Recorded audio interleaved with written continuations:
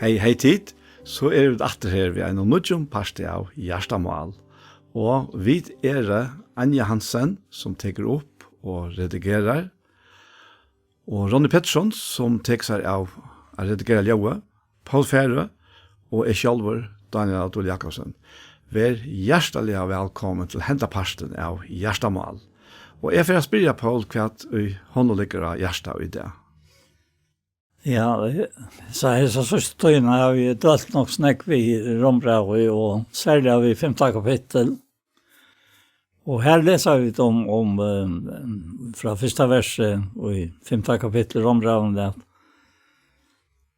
rattforkjørt av trygg hva i tunne frivilgodt, vi har akkurat Jesus Krist. Vi honom har vi da sin etgångt til hese nøye som vi standa i, og vi råsakna av vevn og dårlig gods.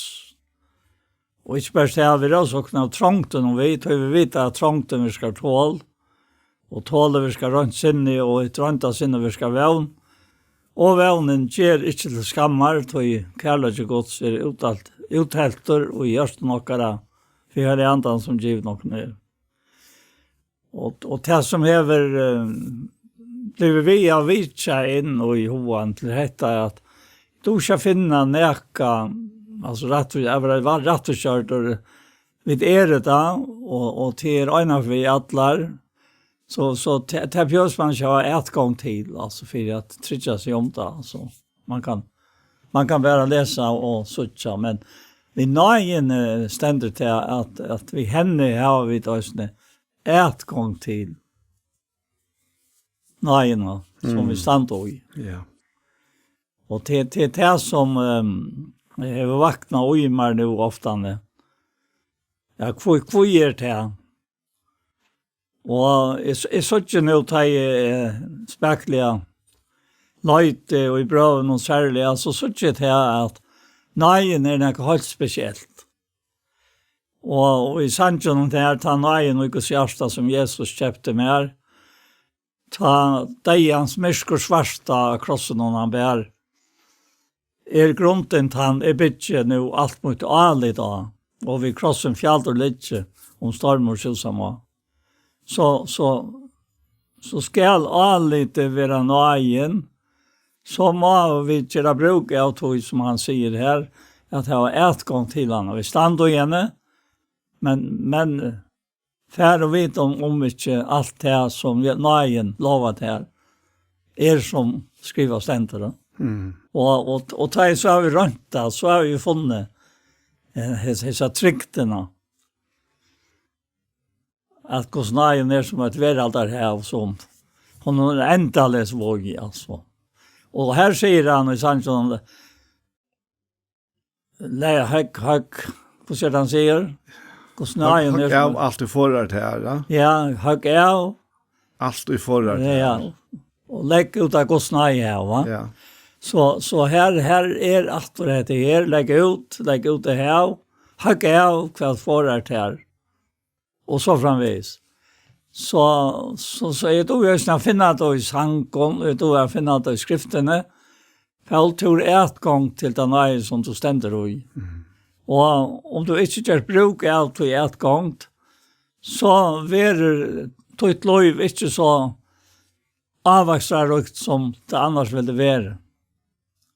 Til nøyen og i tidsbreven, hun jo åpenbæret til mennesken til freds, og så stender det om han at hun vener dere opp, at avnokta godløse verdelige agenter, de var samlige rettvis og godlige heimen som nå med han vidt vanta.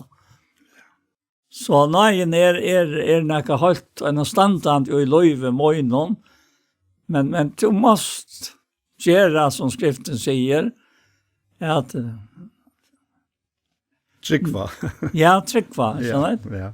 Ja, nå til seg etgångene som vi har. Og i trygg. Ja. Og oppleva så vereløyken av henne mange og egen løyk. Ja. Og jeg synes til å lese 3 kapitler i 17. Timotheusbrev, så sagt det at du kjenner rabatten av henne høylige skrifter, som kunne gjøre det vågsende frelse ved trønne av Kristus.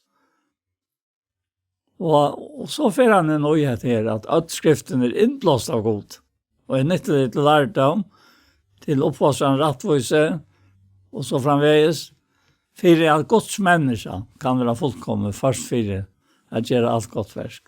Och vi vet att det är adressen till nöjene till Guds människa.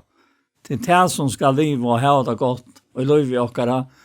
Och njöta samfället vid Kristus. Det är ju talsmären till Kristus och Jakob. Och så är nöjen han som förmedlar allt och leva i åkara. Ja. Jeg husker faktisk at for at skilja nøyene kanskje synte bedre, Ja. så kan man kanskje hitte synte på hva stender hun i kontrast til. Ja, det är fint. Tog at nøyen, hon hever for så vidt alltid, god han kærleik, og i kærleikken nøyen eisne, ja. Men vi vet jo at vi har den gamle sottmålen, vi har den nye sottmålen.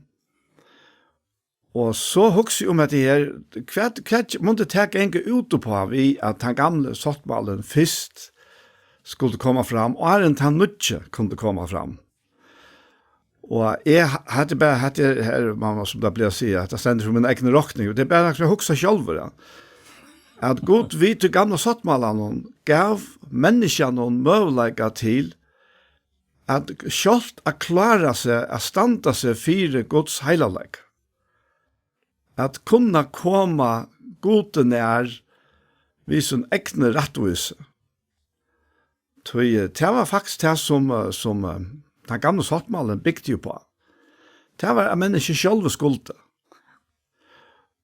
Og Gud visste jo at det var helt omøvelig, og tog gav han nesten lyftene om Messias. Og det var det som de var atlet til at livet og det var livet og trygg.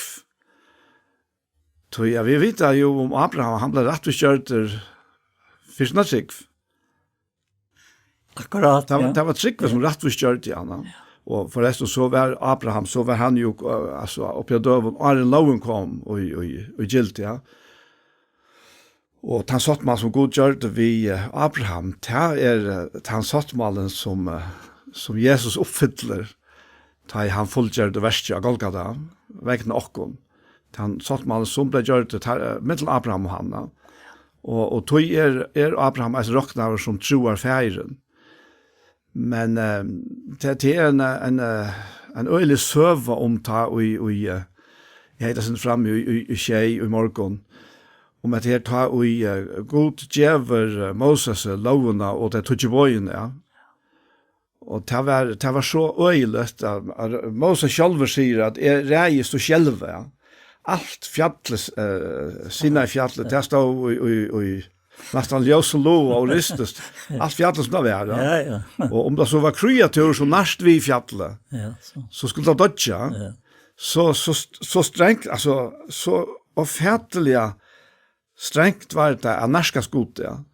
Men Moses, han var så kallar av god att komma upp av fjallet. Och alltså man kan bara beundra Moses att han fer in allt det där rötchen, där rolägarna.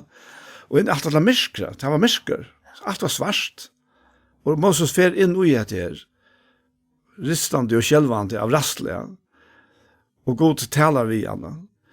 Men det här ständer här, jag lyckas hoa att slå det här upp här i Mosebok kapitel 19 allt det är. Ja, nettopp. Det her lysingen av ta i Moses fer inn i alt det her. Så stender her at så udimma lettingen 3 dagen for at tørna og snarljøs gynke tjukt skudds leis nir av fjallet og ekvelit luralja og hørtes ta biva i alt falskje tilhalden. Men Moses får i falskjen ur tilhalden måte gode og de stod i under fjallen og alt sina i fjallet var i ein og røyke til Herren var kom nir og at i elte. Røyken stod oppe av det som røyken ur åne og alt fjallet ristest. Luraljøve var herrare og herrare. Moses talade og god sværa i honom vi herrare rødd. Herren kom nya synas fjalla fjallsen, Herren røpte Moses nian av fjallet, og Moses får nian her. Og hette øylet, det blir lysta så eisne, gos helt øylet hette her være. Og hette her kontrasteren til nøyene. Altså, vi honom har vi utgångt i trunne til hesa nøye som vi standa ui. Og i revsakna vel noe dårlig. Ja. Ja. Og her det Jesus som han får inn i myskri eisne. Og så i samband med at her så hei ble jeg meg da opp vi ble blant 4. Da vi kom inn her så ble det så fria litt. Nå alt det her vekk vi levende. Og alt det her til færre. Altså en godspadne som tror det Jesus han. Og her stender det i vers 14 at vi nå har stauran hovedsprest som færende tjøkken himlanar, Jesus håndgods, så lät jeg halda fast ved jottingsna. For vi tar ikke hovedsprest som ikke kan ha samtjenst ved våglagen okkara. Men en som først av i øtlåna samme som vid. Lät jag kom till vi derve stod framför i hasat nøyenar, så vi kunne få en misskon og finna nøye til å hjelpe rettere tog. Og her kommer så atter et skrift av det første her, som sier at lät jag kom tog, stod jeg fram, for jeg finna, og få. Ja.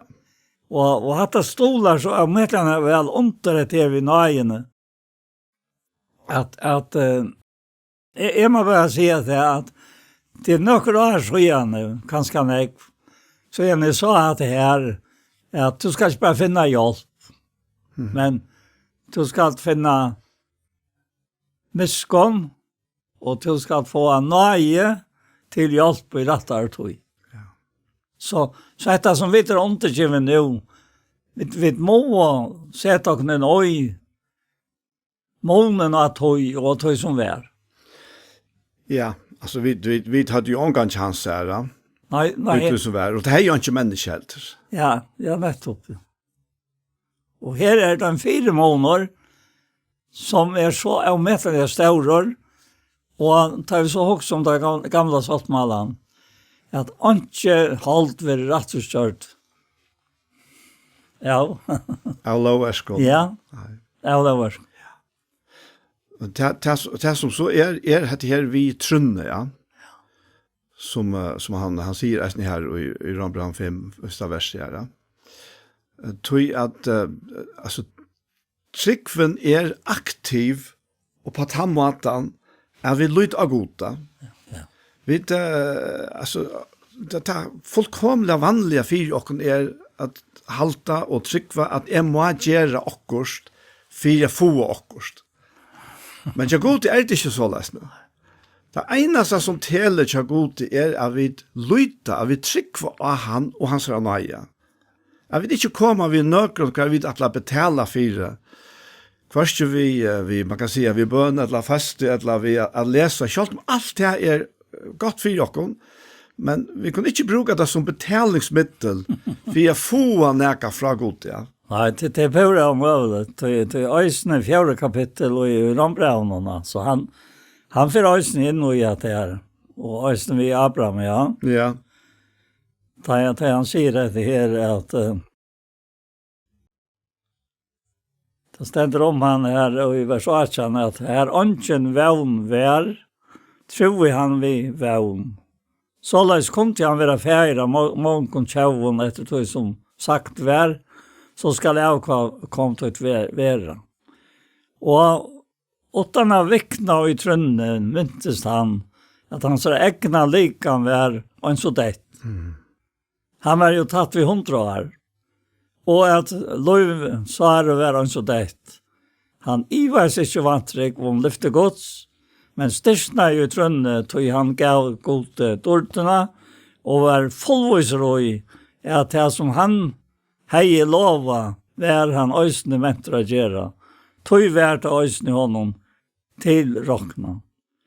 Jeg halte altså Abraham, han stod ju fram som en så verdig troar fæger tjåk. Men vi har sån här vaglagen som vi läser om i brevbreven.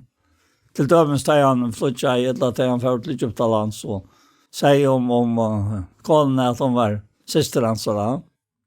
Ja. Allt det som är så helt standard vi har läst till att nu i Rombraunen är att han fär rose för detta men i verkligen är det god som har gjort det. Akkurat, ja. Ja. Ja, det är något underfullt. Han säger det här först i breven och det också i ösning om. Han spyr kvart skulle vi ta sig av färger och Abraham har vunnit efter halten om. När Abraham rätt och kört vid värskån, hever han näka rösa sig av, tog inte för gode. Och kvart i skriften, Abraham tror gode och tävar rocknån till rättvise. Och så säger han att han är virkar. Honom verer lönen rockna, inte som nøye, men som näka han øyra, akkurat det som tog oss om. Men han är inte virkar. Men tror av han som ger henne och godliga rättvisan. Honom verer tryggvansara, rockna till rättvise. Och så tänker han David in i myndena. Således prysar rösten David av människas allt som god tillrocknar rättvise utan versk. Själv de som missbrottner fyrtgiven och synderna fjältar så. Själv lort han lever i Herren inte tillrocknar synd. Och så framvis. Ja. Alltså vi är inne i nökron som är så mycket större att vi är även inte att ta oss om det. Nej, Det är det är så störst, ja. Och tar vi så suttja detta här vid nøyene, så är det bäge näka som vi är sett vi är sett in i nøyene. Men hon är inte virksom. Ja. Alltså, till bäge en støva och en virknaur, alltså. Ja. Alltså, god hever rock nokon rattvis vid tryggva Jesus Kristus, och som du nevnte, Johanne, det er ikke brøyt, det kan ikke brøyting være uitoja. Det er en affær for alle, at vi er gjort rattvisa. Men så er det samme nøyen som er løyve tjåken. Altså alt det som vi virker i okkara løyve er utfra seg nøyen her. Og her er det han appellerer til, jeg ser trunna, at vi lytter av at han gjør dette her fire faktisk sin egen skuld, så gjør han også nøye til at gjøre. Og vi sier begge Abraham og David der, der var ikke fullkomner. Der var lengt fra fullkomner i verden. Ja, så samma längt från. Som alltså ut naturliga människor. Ut naturliga, ja. Och det är vi då. Jo, det är vi då, ja. Det är ingen undantagelse. Nej. Men jag säger så att det är att lyta av goda. Han säger här som i 4 kapitel här att men att du läste att han viskar hon vill lön rockna inte nej men som näka han är då. Men han ikke viskar, men tror av han som gjør hin og godlige rattvisan.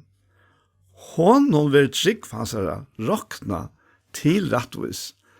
Og det er så fullkomlig bakvendt og motsatt tog som okra vanliga fættarna evner klara at taka seg av. Alltså han ger hin og godliga rattvisan. Okkara hoksan han nevnte her faktisk eisni i Rombrand, i nästa kapitel her, 5. kapitel, så byrjar vi, ja. Her man sier at neivan fyrir nekar at dodja fyrir en rattvisan. Fyrir hin gåa kunta veri at okkar haf måta døya, men god vise kærleika svinn til okkara via Kristus døye fyrir okkon, men vi enn våre syndarar. Og menga mai skulle vi tog vi nu rett og gjør det blå i hans her, vi håner være frelst fra vreiene. Og han kommer inn på det her forskjellige her i Rombrand 5, som glad å ha overstesende. Jeg vet ikke om jeg skal tåre å si at det er, men et valgt særlig nå, og i det eller morgen, vi hämtar tanken att så stämde det här om att vi har någon här vid ösne ätgång till hesa nöje som vi stannar i. Och så kommer det här. Och vi rövsaken ikke best av vevn og dårgods, ikke best av vevn og dårgods, men av trångten og vi. Og det ikke frukt at disse trångten var linte til at gjøre om seg. Inne i salen, ja. Og i salen sånn ekva.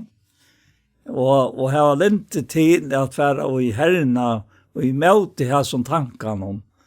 Jeg røser seg om vevn og dårgods, altså. Og han så rev måneder av dårgods og trångtene som vi tar. Og så sier han til at vi skulle revsaken av trångtene om vi. Men til menneskelig er umulig at revsa seg av trångtene om där man märker hur öjande och i ter trångtene kunne være for alt antallet liv. Og det ikke lukkelig at jeg var etter for dem. Eller jeg var etter for dem som halte trådar etter, og det som fengar med som Petraper skjenker. Tog jeg veit og tog inn i nære og trykker i. Altså, her så øyelig spenninger i midtelen her speifeltene. Jeg vil ha trykker til honom, og så vita til at det det som Jerka der på Strora, det som trångte noen. Og leta så trångte når virka tål, og leta det tallene sinne virka vevn. Tog vevnen gjør ikke til skammar, og kærlig og gods uttalt, gjørst nokkere, vi hører andre skrive nok ned. Altså, da du leser her 5 versene, og du prøver på at mynda deg og på, og så løyve for fram, som man tryggvande. Og ikke minst nå, og man ikke onker langer, først og med, ja. At ta man var onker, så var han ikke av hæsson. Men så først som du eldest, så kom han trångten her. Og særlig legger han seg etter tog som Victor platt jeg tås om. At det var ikke lukkelig. Jeg var utsatt for han platt jeg nevna. Dette her djevelen leip og man var vøykast. Og jeg mest bruk for jeg kvile kjæren.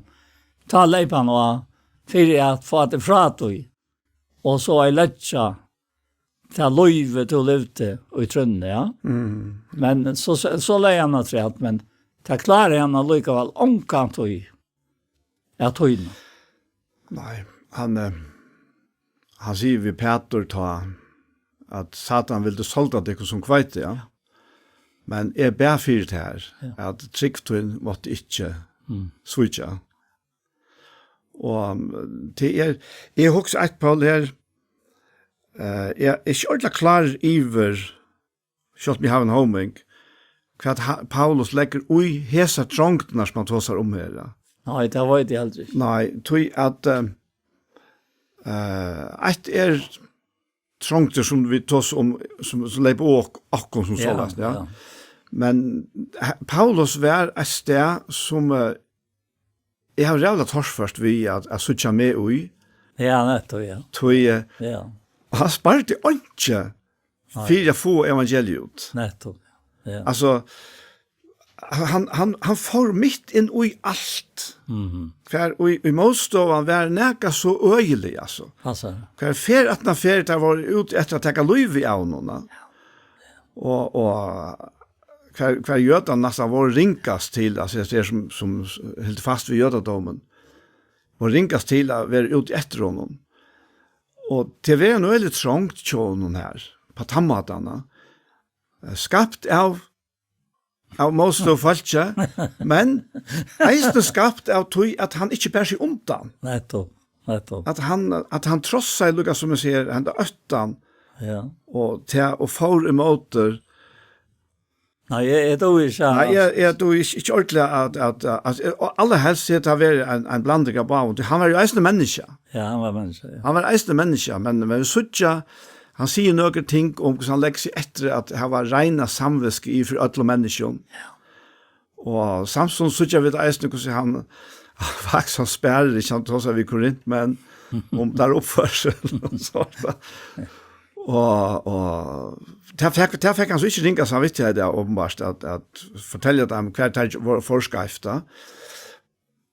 Men han ja, men han var menneske. Ja, han var veldig som er färger og i rammen av bøttsøyne, altså. Paulus, altså. Ja. Og øyne særlig her vi også om, og i 17 Korintbrev kapittel 8, da han sier at han har et færre miskommer, han har et god aldra trøstar. Så sier han som trøstar okkon og i allare trångt okkara. Fire av vi skulle kunna trøsta til som i allsyns trångt, vi trøstene som vi själva vil ha trøsta i vi er god. Ja. Så at han finner til øysen inn i livet hans.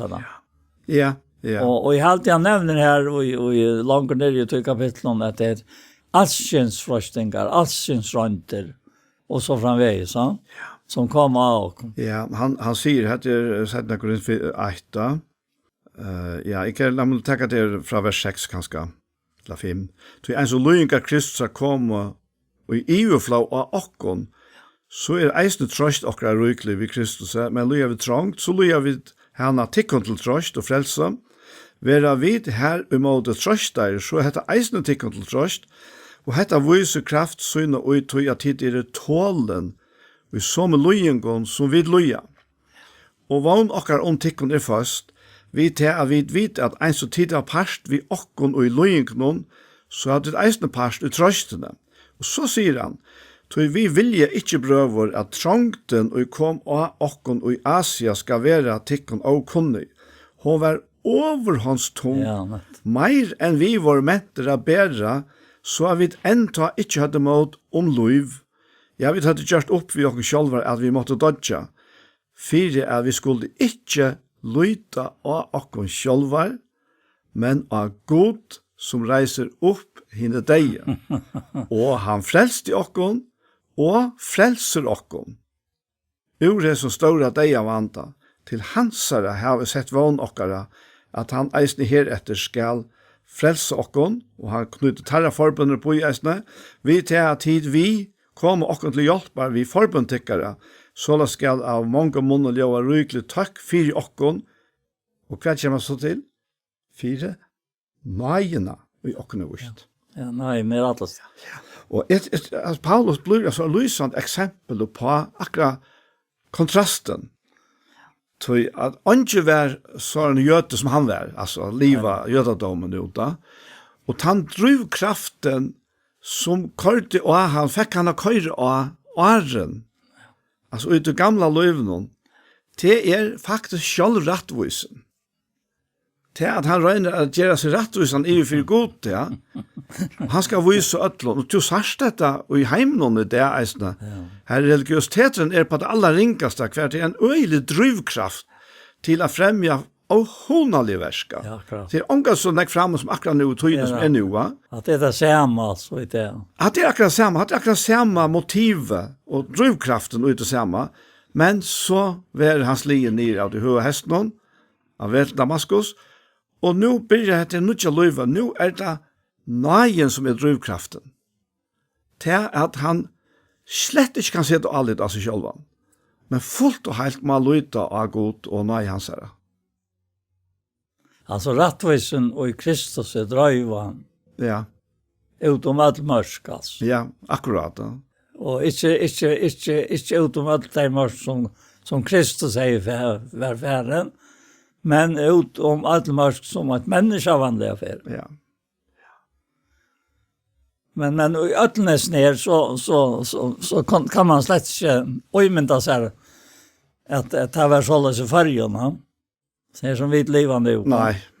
Altså akkurat det er. Akkurat det er hos jo, men for tanke det er det ikke bedre enn kjøren, altså. till varst. Det som är rönt är rönt. Ja. Och det som är gott är gott. Ja. Men jag må bara säga till att i mun och löjve så spekler det kommer. Och Herren hever inte hast. Alltså. Det må jag rönt av honom. Det han fostrade upp, alltså när Guds, hon vener åken upp att avnokta godlöse, verandliga gynter, det var samliga rattvist och godliga höjden som nu är, medan vi vantar, så är det en process. Alltså. Det är näka som, men allvara som ligger 18 till att vara som Herren vill. Det är näka som är underfullt, alltså. Men det är inte bara allvara, det är en glädje och i ösne, ja. Ja. Det är så vi så är tydliga, tja Paulus, ja. Det är inte så löj att vi tackar Paulus när fram just ner. Det är han som hever skriva nek mest om allt det här vid nøyene og rattvisene fra god, ja. Og det her at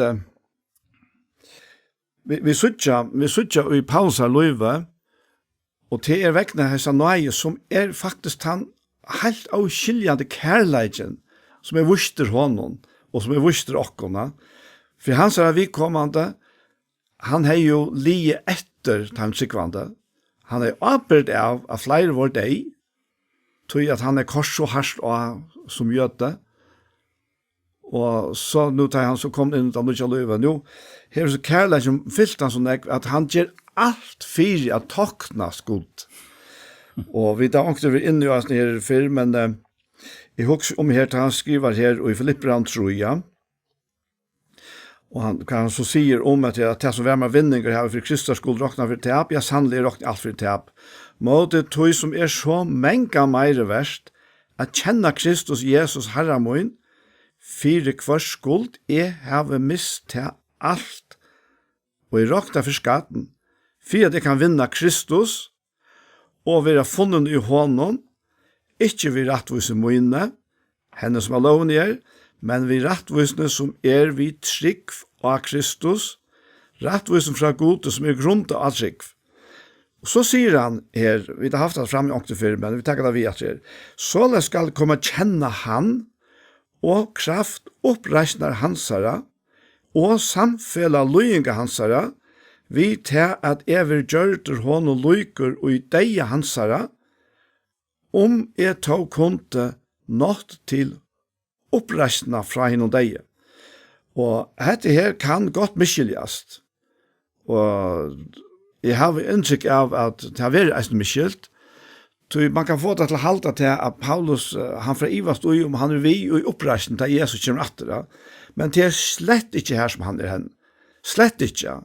Det som han mener vi, det faktisk kan luknas meira vi dåpsluva. Det som kommer fram om dåpen i Romsbrev kapittel 6, det at han deier vi Kristus, og nå han reister opp til en nytt liv. Det det som fakta, men han vil eisne hava det til å være en vereleika og i hans dagliga gjerandes liv. Han ser tilver i hele tidja. Så sier han her at om vi tar nått til oppreisning fra deg, så sier han ikke at jeg har vunnet til langt, etla det fullkommen langt. Men jeg stevner etter tog. Om vi tar kunde vunnet til, vi til at jeg selv vunnen av Kristi Jesus. Altså han legger opp for seg selv. Han legger ikke så byrne ivra til, men dette forteller han om sitt egna liv. Ja. At han ønsker at livet så fullkommen liv her. Ja. At det råkna som at han rist opp fra deg. Her og i liven. Tøyleggerne sier at ikke det vunnet til langt, eller fullkommen langt, men stevne etter om vi tar kunde vunnet til, vi til at de selv vunnet av Kristus. Prøver i halte ikke om selv at de har vunnet til, altså han legger ordentlig av det. Så kommer han til et avfætla viktig punkt for jokken alle sammen. Men et gjerrig glemmer det som 18-4. Altså alt det gamle. Rette med etter tøy som fremmefyrer, og stevne mot malen, til sigerslønna som god av hattene har kallet okken til i Kristi Jesu. Så her et liv som av metalliga avhverst og spennende i eisene. Ja, det må vi... Og mennende. Ja, det da. Ja. Alt er standande. Og da jeg nevner at her vi rønten og frøstingen og alt det her som kommer inn i livet, så gjør det ikke omsett da jeg lykkes heller. Det slett ikke. Nei. Det kommer ikke fyr. Det gjør heller ikke omsett hvis jeg kan ikke på gjort annet og glemmer alt hit. Men det kommer bare fyr da jeg hatt det som du leser om Paulus enda man. Ja. Tog han sier øysene ved et fylgjere møyner, her og i Korintbraunen, og fylgje Kristus etter. Det sier han. Og til jeg sier at jeg og vi leser, så får vi da lunsjes etter. Nettopp her som han sier her og til 4 Korintbraunen her og i Tutsjalt, ja. Eller början ja han säger här och i första vers i kapitel 1 och 4 Korintbrev. Vere efterföljare moiner ans och fylgje Kristus etter. Altså til konfiri at det i ötlo minnas med og halda fast vid lærdomarna så det som gav tykkon tøyr. Alltså det är bara så att du läser och du stäcker av och säger att inte tojt så fyrt det bort in i hjärtat. Också där till att kunna säga detta. Det är råset till konfira tid i ötlån minnas med och hålla fast vid lärdomarna så som gav tyckon tojr. Vi är i ettfälljare mojner och hans Kristus heter. Alltså det är så nekvoj. Ja. Så är omätliga nekvals. Ja. Og han ser nevnet det samme i sånne kapittel som jeg var inne i. Og jeg har alltid lykke til at vi eisene. Nå nevnte jeg at det akkurat som om Paulus legger hetta for seg selv. Han vil ikke legge sånne birer at heia. Men så sier han at let i okkon ta så mange som fullkommen har hetta sinnalega. Og akkur som du hokser arves om skal god åpenbære tikkun til vi, best at vi så lengt som vi kommet, genga sommerlei, og så sier han akkurat det samme som her i Rombrand som du leser, eller Korintbraunen, være etterfylgjere møyner brøver, og akte etter timen og så liva, tid heva jo okkon til firmet. Det er så nekva her som i brøven. Ja. Så er metlega nekv, og i gosser tjamer har det alltid virka øyla nekven av meg. Hetta hetta en verlag og med herre. Og det er bare to som kan gjøre det til en verlag. Det er god som et eller annet som man sier her i Filippebrand 2.13, god han som virkar ut i kon. Bæja vilja og virka til å vilja sånn. Det er nekka, det her vi trunne, hon gryper om disse tingene, hon gryper om han som gav disse lyftene, og vil ikke slippe. Tryggven vil ånga til slippe. Men oi okkon vet vita vi kan det være trekk, da? Ja. Det være trekk, ja. Ikke være trekk, men vi taler arva lyftene, altså. Det arva lyftene. Ja. Jeg kan eisne suttja ein vante ui, at vi kunne bli forhør vi omkring selv. Jo, det var ikke just. Og jeg kjenner så avmetallig vel min egne avmarskingere og veikleikere. Og jeg har nevnt ångte før, men det er ganske nægge lengst siden, og jeg har lengst siden, så jeg husker akkurat den tanken, men minnes da jeg var yngre og var veldig ivrig etter nekvån, og nekvån alltid ble nesten for kjøtlig kjørst. Og jeg er bare ivrig av det. Men jeg minnes da at jeg platt å si av i Herren, bruka meg så lengt som du kanst og fast. och hjälp mig vid resten. Och det här hade ju faktiskt Ja. Jag går där, ja. Ja. Tror att jag har mött människor som närmast har korset i sänk, tror att de strujar så öjl vid att liv upp till det som Paulus säger det.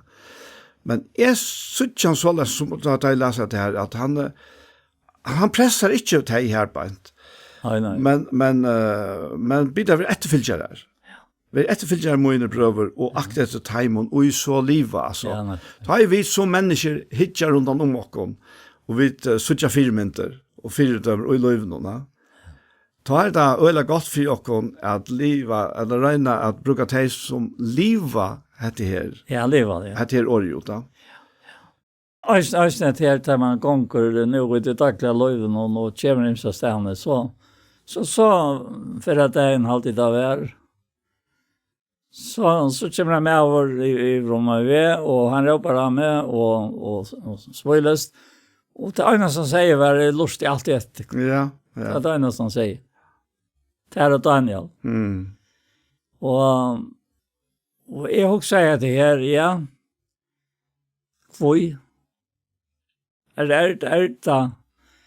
ta fart inn og med næka som ikke er hos om fyrr. Og til det her at vanta det om årene, altså. Det at leta han ikke være næka som fører av skøyvaløy, ja. Akkurat. Ja. Til det som er, da. Ja. Ja, det jeg vil si, jeg vokste i bedre, så lærer man æstene, bei i løyven og av løyven. Og man lærer av at jeg har lært av meddelene av sånne her løten her, Paul. Altså, bei her i Saltafyr, og æstene til som vi hadde sammen til vi var i havnene. Ja, altså, jeg føler det alltid som om at til det som jeg har mest å lære alltid. Altså, tog at du skal standa rett og i så nekvån, ja. Men det er ikke to til han. Ja. Og det er det til hans her. Jeg mynta, til han øyretta lika med. Og han sier at det er tempel antans. Her er det god bøyr. Hvor skal han så, hvor skal jeg så, og jeg noen møyner, hoksaner og rønter og frøstingar. Ikke alt det ber til. Det var en øyelig synd. Det ber til. Og i den mån som du nevnte i Jan. Men og i det nødja menneskene er ikke rest. Altså, her er alt folk. Her skal folk komme, ja. Men det kan være, og akkurat hoksan om akkurat selv, at det kan bli nekka strilte som de satte fyrra. Ja. Ja, jeg husker meg på samme at jeg leser jo alt det som slipper å være vi og just nye versene som Guds versk i okkona. Jeg vil huske at jeg kunne huske meg meira. Jeg ville kunne være meira. Men jeg får ikke stressa og tog helter.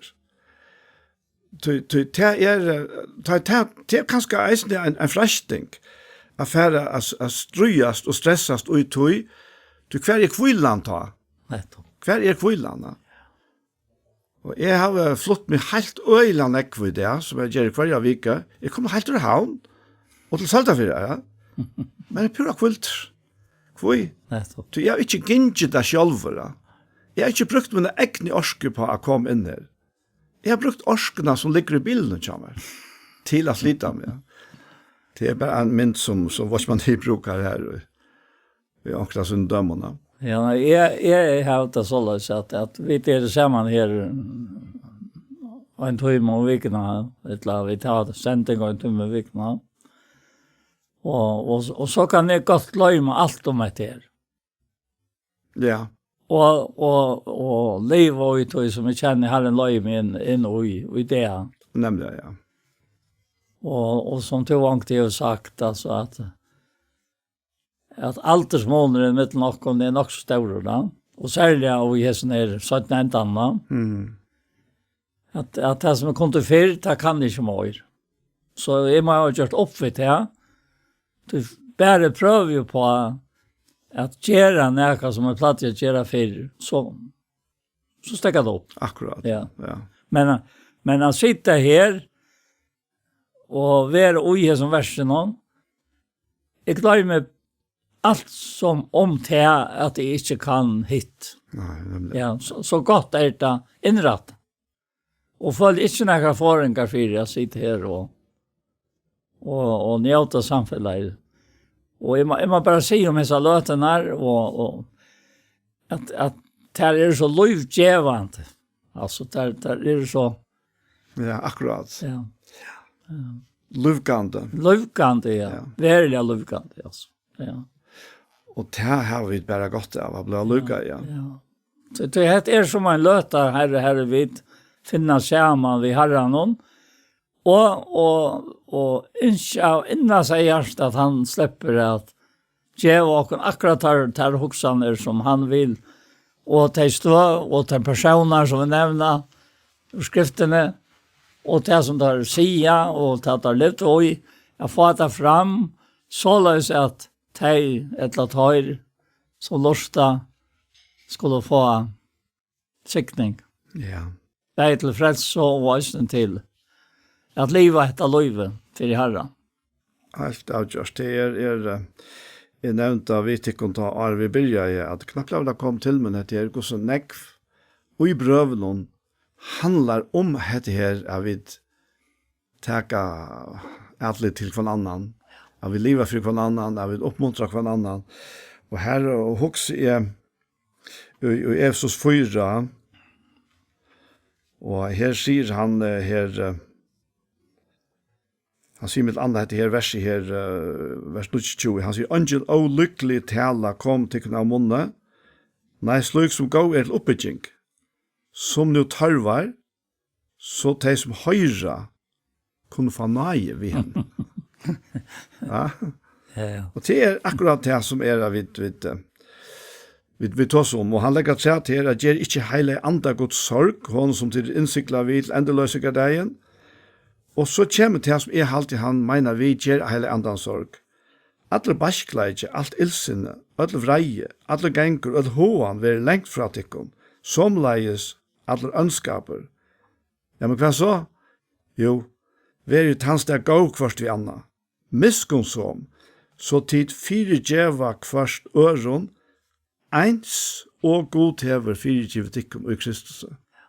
Så det fyller så omedelig nekv, og i brøvene. Beitja Paulus og eisen tja hinnom, som skriver brøvene. Og også der så hvordan jeg da fyller ui okkon. Ja. Vi talsmannen.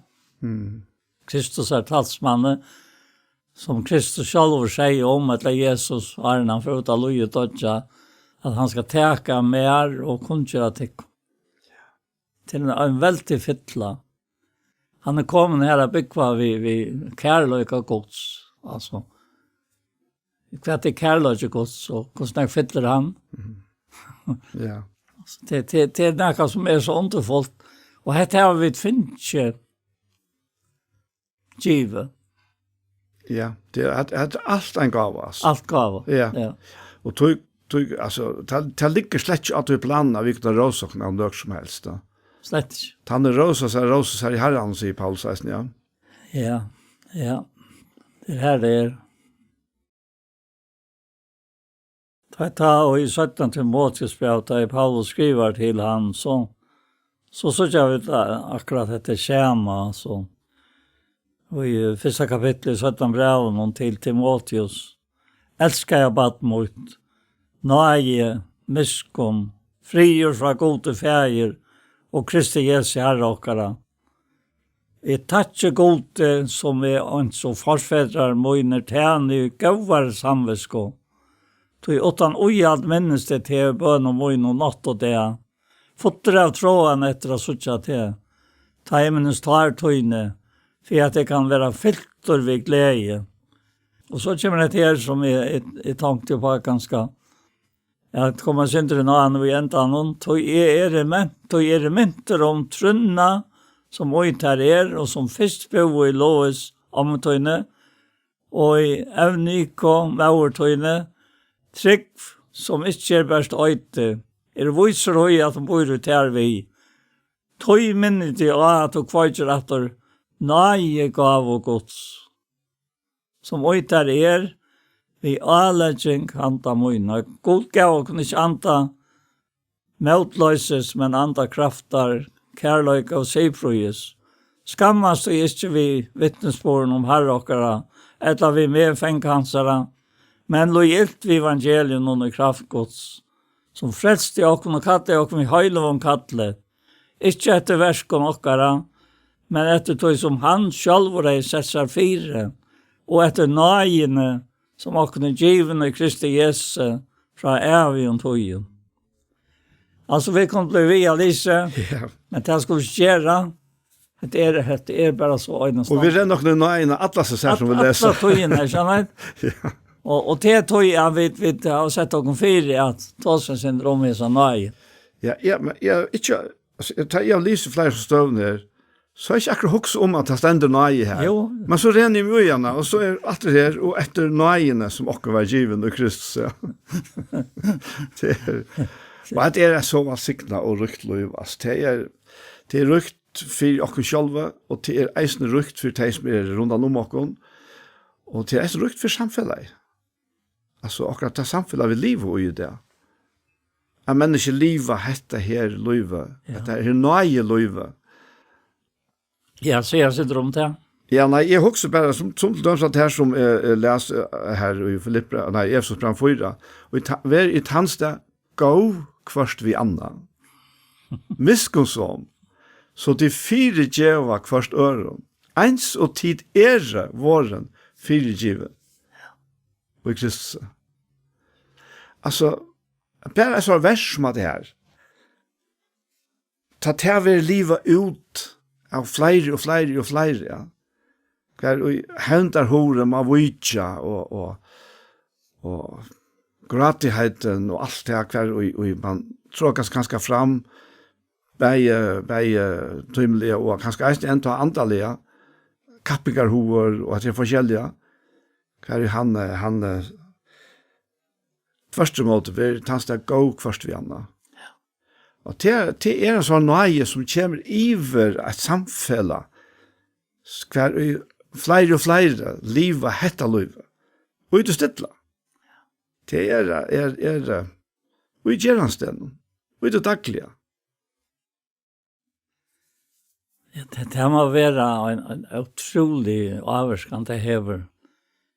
For det første hese menneskene brøyt. Og for det neste så hever han brøyting og et æren ut etter at han er kær og de som teier i midtelen. Ja. Jeg minnes vi at det er høve tvær som gikk og sammen. Jeg studerer, jeg har alltid fortalt det før. Og tar var jankamler, tar var beilig evnalier, men annar var frelst, større hun var ikke. Og hun ville ikke ha noe vitt å gjøre. Men her som er en sesafiri av hans viner, og tar fyllt oss, og tar gjort og lekser sammen, og tar kom avmetelig godt til kjøkken. Og så finner der arbeid av sammen arbeidsplass, største arbeidsplass, og tar var akkurat lojka stittleier, altså. Anna var ikke sagt til hakker enn hin, et eller annet av tog, ja. Og så kommer hesten her stjauren til hentan her tryggvande og sier vi han nu at det er mer å sette til i det høgsta starve som er innenfor her. Så søgner av en sløykan og metalian vekran av bord. Og han sier vi han gå vi ikke gjøre det. Ikke, sier han. Skal ikke du ikke om det? Jo, men lät vinnen kommer få att han är misslyckad om det som är. Ja, säger han, jag har också lagt mest till han, men du var ju näka fram om och till att du var tryggvande. Jag säger, ja, till netto till. Inte gör det att du är tryggvande. Gör det lät han få att sedan. Och i grunden så han fyrsar det här. Han ska växa, jag ska minka. Alltså, kjallsamt, ja. Och så blir han sett. Och på en eller annan mata kom jag var ju som stjärren kom man se vi han kvart han är ett land. Men han fick så vita att han har gjort det att jag kommer att sitta här. Han blev rest. Akkurat, ja. Det här är aldrig klara sig han ut i stand här. Men att öja en så gavan stand och i egen gods att man ser det större än allt annat man kan vinna gör. Det må vara värsta öja. Och så lös kom handeltryck.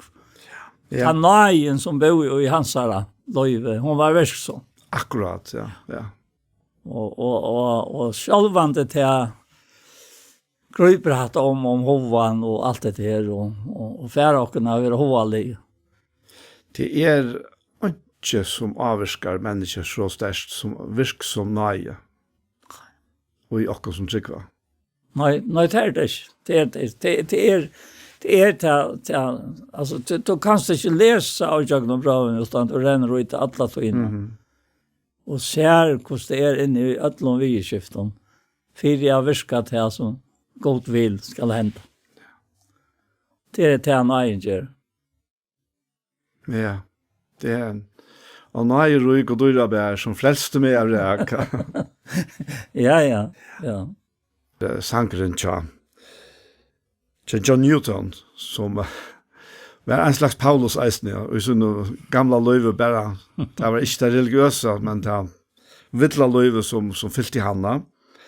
Og så er han kommet til å kjenne nøyene, og så skriver han her, og nøye røyk og dyrabær, i frelste meg av ræk, ta vilstur og blindur vær, god myskre borsturæk, at øttast nøye lærer meg, men frykten flutja må, for skjøt vær nøye fyrsta og i trunne Jesus sa, og i snerron og av andre ved, men tryggur hiertil, til nøye vær og i leidde meg, og heim med leiavila.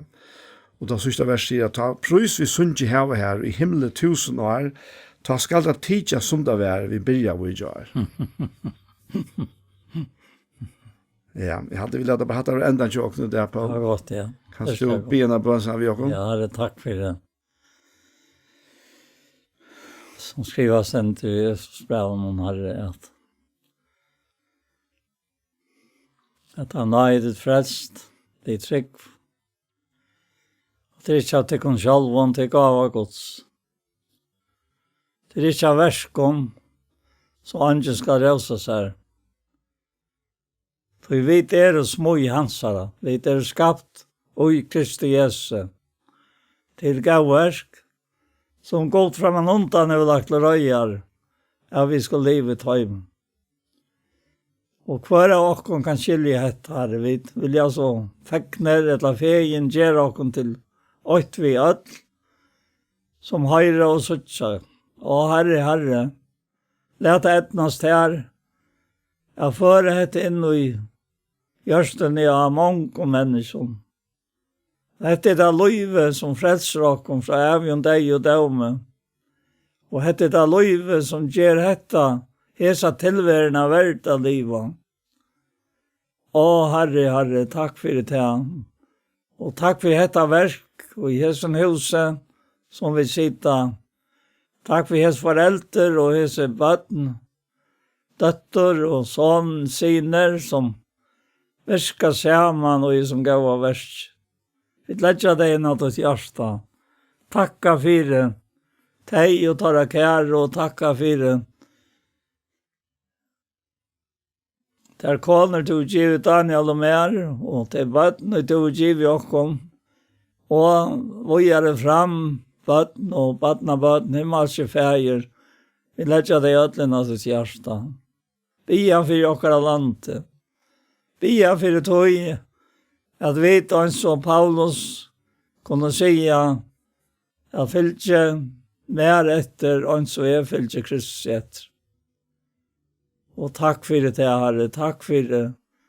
At du vil ta som året sier skal skjerme sjokken. Etta løyve, løyga til sørste det. Og Jesu navn er amen. Amen. Så var hesen parsta hjertemål komna enda, og vi færre at takka for okkon. Og vi Anja Hansen, som teker opp og redigerer, Ronny Pettersson, som teker seg av å redigere Ljoa, Paul Fære og jeg selv, Daniel Adol Jakobsen. Tusen takk for Jesus for. Pastor av hjertemål som har vært, der kan du finne av YouTube, om du leiter av ekte sjånvarsp. Hesen pastoren, han kommer eisne å være lagt ut her, og han kommer eisne å være sender av Kjei, Kristelig Kringvarsp. En annen fer, tusen takk for Jesus for.